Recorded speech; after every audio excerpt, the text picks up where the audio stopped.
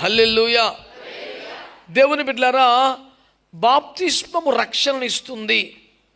ఇప్పుడు ఎర్ర సముద్రంలోనికి రావడానికి బాప్తిస్మం అని చెప్పి అనుకుంటే టైం లేదు కనుక చెప్తున్నాను నేను. ఎందుకని మనం అనుకోవటం కాదు. 1 కొరింథీ పత్రిక 10:2 అందరూ మేఘంలోను సముద్రంలోను బాప్తిస్మము పొందిరి అని రాశాడు. అక్కడ మనం సొంతంగా వ్యాఖ్యానం చెప్పక్కర్లా.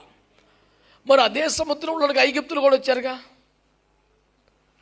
ఈ నీళ్లు వీరికేమో దారిచ్చినాయి, అదే నీళ్ళు వీళ్ళని చంపేసినాయి.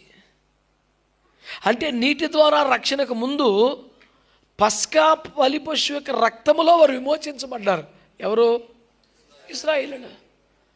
ఆ రక్తం కిందికి రాకుండా వీళ్ళు డైరెక్ట్గా వచ్చేస్తే ఆ నీళ్ళ వలన రక్షణ వీళ్ళకి కలగలేదు.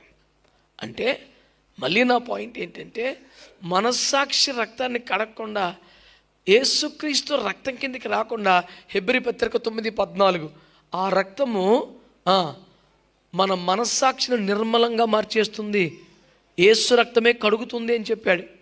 వాళ్ళు రక్తం కిందకు వచ్చారు కనుక నీళ్ళ వల్ల రక్షణ కలిగింది.